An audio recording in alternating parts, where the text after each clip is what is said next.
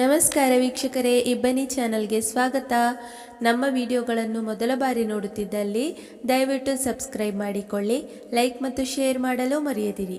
ನಮ್ಮ ಕತೆಗಳನ್ನು ಸ್ಕಿಪ್ ಮಾಡದೆ ನೋಡಿ ಆನಂದಿಸಿ. ಕತೆ ಹೆಸರು ಯಾರ ಒಲವು ಯಾರಿಗೆ, ಭಾಗ 14. ಲೇಖಕರು ಕೈಸರ್ ಜಹಾ. ಅನು, ನಾನು ನಿನ್ನ ಮೇಲೆ ಸಂಶಯ ಪಡುತ್ತಿರಲಿಲ್ಲ, ಆದರೆ ಇದನ್ನೆಲ್ಲ ನೋಡಿದ ಮೇಲೆ ನಾನು ನಿನ್ನನ್ನು ಹೇಗೆ ನಂಬಲಿ ಎಂದು ಫೋನನ್ನು ಅವಳ ಕೈಗೆ ಕೊಡುವನು. ಅದನ್ನು ನೋಡಿದವಳು ಹೇಗೆ ತಾನೇ ಸಹಿಸಿಯಾಳು. ತನ್ನ ಮನೆದೊಡೆಯ ಇಷ್ಟು ವರ್ಷ ತಾನು ಬಂಜೆ ಅನ್ನಿಸಿಕೊಂಡರೂ ಪ್ರೀತಿಯ ಸಾಗರದಲ್ಲಿ ತೇಲಿಸಿದವನು, ತನ್ನ ಎಲ್ಲ ಸುಖ ದುಃಖಗಳಲ್ಲಿ ಸದಾ ಜೊತೆಗಿದ್ದವನು, ಇಂದು ಅವಳ ಮೇಲೆ ಸಂಶಯ ಪಡುತ್ತಿದ್ದಾನೆ ಎಂದರೆ ಮೊದಲೇ ನೊಂದ ಮನಸ್ಸು ಇನ್ನು ಹೇಗೆ ಸಹಿಸುವಳು? ತನ್ನ ಅಳುವನ್ನು ಇನ್ನೂ ಜೋರು ಮಾಡಿದವಳು, ಇದೆಲ್ಲ ಸುಳ್ಳು ಪ್ರಶಾಂತ್, ಸುಳ್ಳು. ನೀವು ಇದನ್ನೆಲ್ಲ ನೋಡಿ ನಂಬುತ್ತಿದ್ದೀರಾ ಹೇಳಿ? ಪ್ರಶಾಂತ್, ಏನು ಮಾಡಲಿ ಅನು, ನಂಬಲೇಬೇಕು.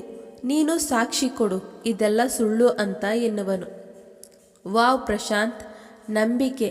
ಇಷ್ಟು ವರ್ಷ ನನ್ನ ಮೇಲೆ ನಂಬಿಕೆ ಇತ್ತು, ಈಗ ಇದನ್ನು ನೋಡಿದ ಮೇಲೆ ಇಲ್ಲ. ಆಹಾ, ಎಂತಹ ಪ್ರೀತಿ ನಿಮ್ಮದು. ಏನು, ನನ್ನನ್ನು ನಂಬುವುದಕ್ಕೆ ನಿಮಗೆ ಸಾಕ್ಷಿ ಬೇಕಾ? ಈ ಅನು ನಿಮಗೆ ಮೋಸ ಮಾಡಿದಳಾ?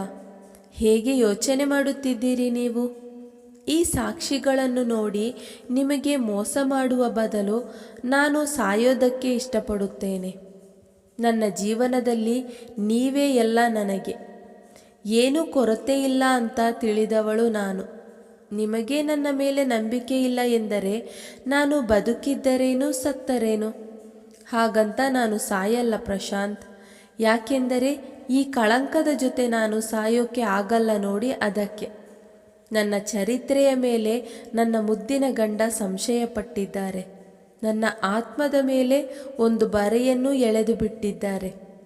ಅದನ್ನೆಲ್ಲ ಸುಳ್ಳು ಅಂತ ನಿರೂಪಿಸಲೇಬೇಕಲ್ಲ ಪ್ರಶಾಂತ್? ನಾನು ನಿರೂಪಿಸುತ್ತೇನೆ ನಿಮಗೋಸ್ಕರ. ಒಂದು ಹೆಣ್ಣು ಎಲ್ಲ ಸಹಿಸಿಕೊಳ್ಳುತ್ತಾಳೆ, ಆದರೆ ತಾಳಿ ಕಟ್ಟಿದ ಗಂಡನೇ ಅವಳ ಚರಿತ್ರೆಯ ಮೇಲೆ ಆರೋಪ ಮಾಡಿ ಆಕೆಯ ಮೇಲೆ ಸಂಶಯ ಪಡುತ್ತಿದ್ದಾನೆ ಎಂದರೆ ಅದನ್ನು ಅವಳು ಸಹಿಸಿಕೊಳ್ಳಲ್ಲ. ನೀವು ನನ್ನ ಜೀವನ, ಜೀವ, ಆತ್ಮ ಎಲ್ಲ ನೀವೇ ಅಂತ ಗೊತ್ತಿದ್ದರೂ ಸುಕನ್ಯಾಳ ಜೊತೆ ನಿಮ್ಮ ಎರಡನೇ ಮದುವೆ ಮಾಡಿಸಿದೆ. ಯಾಕೆ ಹೇಳಿ? ನಿಮ್ಮ ಮೇಲೆ ಮತ್ತು ನಿಮ್ಮ ಪ್ರೀತಿಯ ಮೇಲೆ ಅಷ್ಟು ನಂಬಿಕೆ ಇತ್ತು ನನಗೆ. ನೀವು ಯಾವತ್ತೂ ನಿಮ್ಮ ಪ್ರೀತಿಯಲ್ಲಿ ನನಗೋಸ್ಕರ ಯಾವ ಕೊರತೆಯನ್ನೂ ಮಾಡಲ್ಲ ಅಂತ. ನಾನೇ ಖುದ್ದಾಗಿ ನಿಂತು ನನ್ನ ಪ್ರೀತಿಯನ್ನು ಬೇರೆಯವರಿಗೆ ಧಾರೆ ಎರೆಯಬೇಕಾದರೆ ಸತ್ತು ಸತ್ತು ಬದುಕಿದ್ದೀನಿ ಪ್ರಶಾಂತ್. ಅತ್ತೆಯ ಆರೋಪಗಳು ಮಾಡಿದಾಗ ಸುಕನ್ಯಾ ಅವಳ ಮಗುವನ್ನು ನಾನು ಸಾಯಿಸಲು ನೋಡ್ತಿದ್ದೀನಿ ಅಂತ ಆರೋಪ ಮಾಡಿದಾಗ ನನಗೆ ಇಷ್ಟು ನೋವಾಗಿರಲಿಲ್ಲ ಪ್ರಶಾಂತ್. ಯಾಕೆ ಹೇಳಿ? ಆವಾಗ ನೀವು ನನ್ನನ್ನು ನಂಬುತ್ತಿದ್ದೀರಿ. ನನಗೆ ಅದೊಂದೇ ಸಾಕಿತ್ತು ಜೀವನ ಸಾಗಿಸಲು. ನಿಮ್ಮ ನಂಬಿಕೆ, ನಿಮ್ಮ ಪ್ರೀತಿ, ಯಾವಾಗಲೂ ನಂಬಿಕೆ ಪ್ರೀತಿ ಕಾಣಿಸುವ ಈ ಕಣ್ಣಿನಲ್ಲಿ ಇವತ್ತು ನನಗೋಸ್ಕರ ಅಪನಂಬಿಕೆ, ಸಂಶಯ ಎಲ್ಲವೂ ಎದ್ದು ಕಾಣಿಸುತ್ತಿದೆ. ಇಲ್ಲ ಪ್ರಶಾಂತ್, ನನಗೆ ಇದನ್ನು ಸಹಿಸಿಕೊಳ್ಳೋಕೆ ಆಗುತ್ತಿಲ್ಲ. ನೀವು ಇವತ್ತು ನನ್ನನ್ನು ಯಾವ ಸ್ಥಿತಿಯಲ್ಲಿ ಸಂಶಯಪಟ್ಟಿದ್ದೀರಾ? ಅದು ನಿಮ್ಮ ತಮ್ಮನ ಜೊತೆ. ಇದೆಲ್ಲ ಸುಳ್ಳು ಪ್ರಶಾಂತ್. ಇವರೆಲ್ಲ ಸೇರಿಕೊಂಡು ನನ್ನನ್ನು ಈ ಮನೆಯಿಂದ ಹೊರಹಾಕಲು ಮಾಡಿರುವ ಪ್ಲ್ಯಾನ್ ಅಷ್ಟೇ ಎಂದು ಮುಖ ಮುಚ್ಚಿ ಕುಸಿದು ಕುಳಿತು ಬಿಕ್ಕಿ ಬಿಕ್ಕಿ ಅಳುವಳು. ಇದೆಲ್ಲ ಸುಳ್ಳು ಎಂದರೆ ನಿಜ ಏನು ಎಂಬುದನ್ನು ನೀನು ಹೇಳುವನು? ಕಣ್ಣನ್ನು ಒರೆಸಿದವಳು ನಿಂತು, ಇವತ್ತು ನನ್ನ ಹತ್ತಿರ ಯಾವುದೇ ತರಹದ ಸಾಕ್ಷಿ ಇಲ್ಲ. ನಾನು ತಪ್ಪು ಮಾಡಿಲ್ಲ ಅಂತ ಸಾಕ್ಷಿ ಸಿಗಲಿಲ್ಲ ಎಂದರೆ ನಿಮ್ಮ ಪ್ರಕಾರ ನಾನು ತಪ್ಪಿತಸ್ಥಳ? ಈಗ ನಾನು ಏನು ಹೇಳೋಕೆ ಆಗಲ್ಲಾನು? ಅಷ್ಟು ಸುಲಭವಾಗಿ ನಂಬುವುದಕ್ಕೂ ಆಗಲ್ಲ. ನಂಬು ಎಂದರೂ ಈ ಸಾಕ್ಷಿಗಳನ್ನು ನಾನು ಹೇಗೆ ಕಡೆಗಣಿಸಲಿ ಎಂದು ಹೇಳಿದವನು ಅವಳಿಗೆ ಮಾತನಾಡಲು ಅವಕಾಶ ಕೊಡದೆ ರೂಮಿನಿಂದ ಹೊರ ಹೋಗುವನು. ಅವನು ಹೋಗಿದ್ದು ನೋಡಿದ ಅವನು ಅಳುತ್ತಲೇ ತನ್ನ ರೂಮಿನಲ್ಲಿದ್ದ ದೇವರ ಫೋಟೋ ಹತ್ತಿರ ಹೋಗಿ ನಿಂತವಳು, ನಾನು ಏನು ಮಾಡುತ್ತೀನೋ ಗೊತ್ತಿಲ್ಲ ಅಥವಾ ನೀನು ಏನು ಮಾಡುತ್ತೀಯೋ ಗೊತ್ತಿಲ್ಲ, ಆದರೆ ಇವರೆಲ್ಲ ಸೇರಿ ನನ್ನ ಮೇಲೆ ಇಷ್ಟು ದೊಡ್ಡ ಆರೋಪ ಮಾಡಿದ್ದಾರೆ ನೋಡು, ಅದನ್ನು ತಪ್ಪು ಅಂತ ನಿರೂಪಿಸಬೇಕು. ಎಷ್ಟೋ ವರ್ಷಗಳಿಂದ ನಿನ್ನ ಮೇಲೆ ನಂಬಿಕೆಯಿಂದ ಭಕ್ತಿಯಿಂದ ನಾನು ಪೂಜಿಸುತ್ತಿದ್ದೇನೆ. ಅದಕ್ಕೆ ಪ್ರತಿಫಲ ನೀನು ಕೊಡಲೇಬೇಕು. ನನಗೋಸ್ಕರ ಇಷ್ಟು ದಿನ ನಾನು ಏನೂ ಕೇಳಿಲ್ಲ. ಈ ಮನೆಯು ಎಲ್ಲರ ಅಷ್ಟು ಚುಚ್ಚು ಮಾತು ಕೇಳಿದರೂ ನಾನು ಮಗು ಕೊಡು ಅಂತ ಕೇಳಿಲ್ಲ.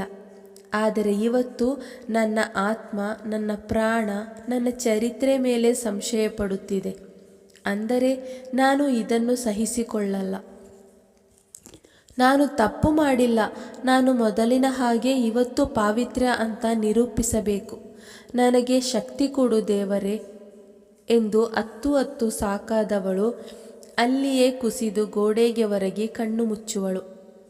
ಇತ್ತ ಪವನ್ ದೀಪ್ತಿಯ ಮಾತುಗಳಿಂದ ತಾನು ಮಲಗೋಕೆ ಆಗದೆ ಪಾಪ ಅತ್ತಿಗೆ ಎಷ್ಟೊಂದು ನೊಂದಿಕೊಂಡಿದ್ದಾರೋ ಏನೋ, ಪಾಪ ಹೋಗಿ ನೋಡಿಕೊಂಡು ಬರೋಣ ಎಂದು ಹೊರಟವನು ತನ್ನ ಅಣ್ಣ ಹಾಲಿನ ಸೋಫಾದ ಮೇಲೆ ಕೂತಿದ್ದನ್ನು ನೋಡಿ, ಅಣ್ಣ ಯಾಕೆ ಇಲ್ಲಿ ಕೂತಿದ್ದೀಯಾ?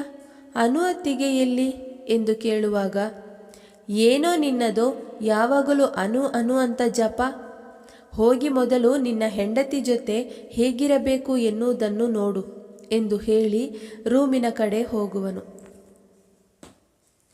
ತನ್ನ ಅಣ್ಣನ ಮಾತುಗಳಿಂದ ಬೇಜಾರಾದ ಪವನ್ ಸೀದಾ ತನ್ನ ಕೋಣೆಗೆ ಹೋಗಿ, ಯಾಕೆ ಅಣ್ಣ ಈ ರೀತಿ ಆಡುತ್ತಿದ್ದಾರೆ? ಏನಾಗಿದೆ? ಅದಕ್ಕೆ ಇರಬಹುದು. ಹೇಗಾದರೂ ಮಾಡಿ ಈ ಸುಕನ್ಯಾ ಸತ್ಯವನ್ನು ಎಲ್ಲರ ಮುಂದೆ ತರಬೇಕು. ನನ್ನ ಜೀವನದ ಜೊತೆ ಅಣ್ಣನ ಜೀವನವನ್ನು ಹಾಳು ಮಾಡುತ್ತಾಳೆ. ನನ್ನ ಉಸಿರು ಇರುವ ತನಕ ನಾನು ಹಾಗೆ ಆಗೋಕೆ ಬಿಡಲ್ಲ. ಏನಾದರೂ ಮಾಡಲೇಬೇಕು ಎಂದು ಯೋಚಿಸಿದವನು ಎಷ್ಟೋ ಹೊತ್ತಿನ ನಂತರ ಮಲಗುವನು.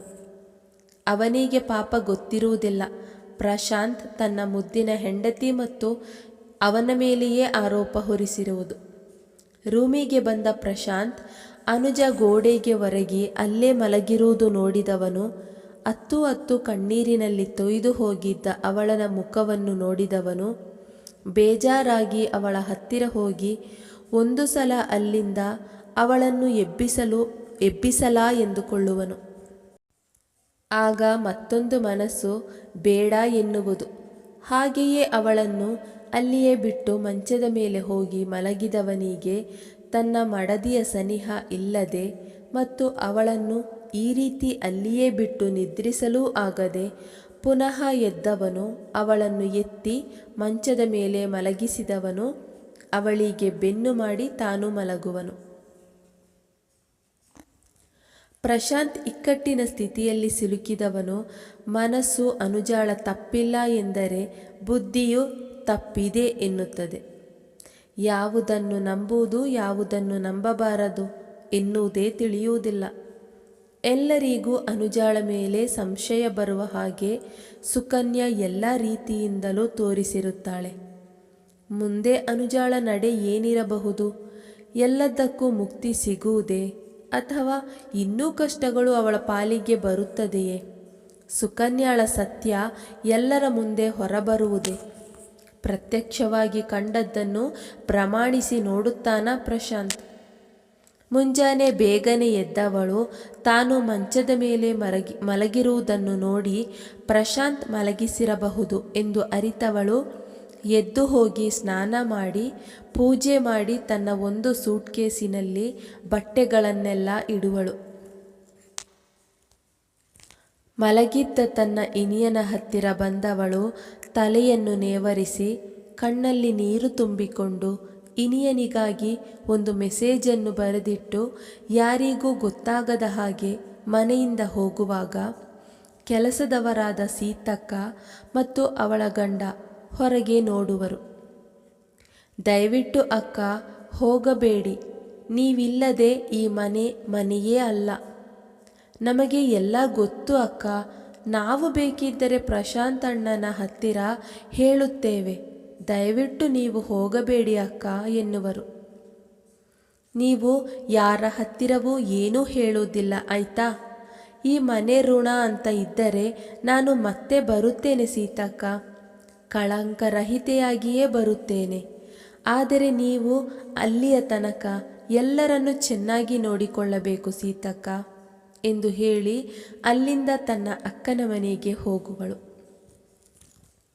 ಸೀದಾ ತನ್ನ ಅಕ್ಕನ ಮನೆಗೆ ಬಂದವಳು ಕಾಲಿಂಗ್ ಬೆಲ್ ಒತ್ತುವಳು. 2-3 ಬಾರಿ ಕಾಲಿಂಗ್ ಬೆಲ್ ನಂತರ ಇಷ್ಟು ಬೆಳಗ್ಗೆ ಯಾರಪ್ಪ ಅದು ಎಂದುಕೊಂಡು ಬಾಗಿಲನ್ನು ತೆಗೆದವಳು ಅನುಜಾಳನ್ನು ನೋಡಿ, ಅನು ನೀನಾ? ಟೈಮ್ ನೋಡಿದ್ದೀಯಾ? ಇನ್ನೂ ಈಗ 6 ಗಂಟೆ. ಇಷ್ಟು ಬೆಳಗ್ಗೆ ಯಾಕೆ? ಏನಾಯಿತು?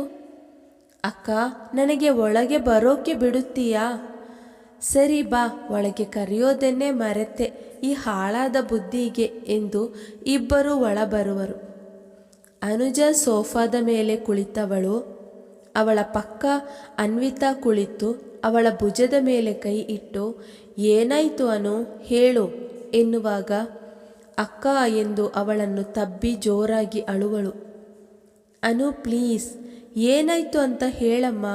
ನೀನು ಹೀಗೆ ಹತ್ತುಕೊಂಡಿದ್ದರೆ ಹೇಗೆ? ಸಮಾಧಾನ ಮಾಡಿಕೊ. ಈ ತರಹ ಅಳಬೇಡ ಕಣೆ. ನನ್ನ ಕೈಯಲ್ಲಿ ನೋಡೋಕೆ ಆಗಲ್ಲ. ಅದೇನಾಯಿತು ಅಂತ ಹೇಳು ಅನು. ಮುಂದುವರಿಯುತ್ತದೆ. ಈ ಕಥೆಯ ಮುಂದಿನ ಸಂಚಿಕೆಯನ್ನು ಮುಂದಿನ ವಿಡಿಯೋದಲ್ಲಿ ಹಾಕಲಾಗುವುದು. ನಿಮ್ಮೆಲ್ಲರ ಪ್ರತಿ ಕಮೆಂಟ್ ನಮಗೆ ಸ್ಫೂರ್ತಿದಾಯಕ. ಪ್ರಿಯ ವೀಕ್ಷಕರೇ, ನಮ್ಮ ಈ ಕತೆ ಇಷ್ಟವಾಗಿದೆ ಎಂದು ಭಾವಿಸುತ್ತೇವೆ. ಇದೇ ರೀತಿ ಮುಂದಿನ ವಿಡಿಯೋಗಳಿಗಾಗಿ ನಮ್ಮ ಚಾನೆಲ್ಗೆ ತಪ್ಪದೇ ಸಬ್ಸ್ಕ್ರೈಬ್ ಆಗಿ ಪಕ್ಕದಲ್ಲಿರುವ ಬೆಲ್ ಐಕನನ್ನು ಪ್ರೆಸ್ ಮಾಡಿ. ಧನ್ಯವಾದಗಳು.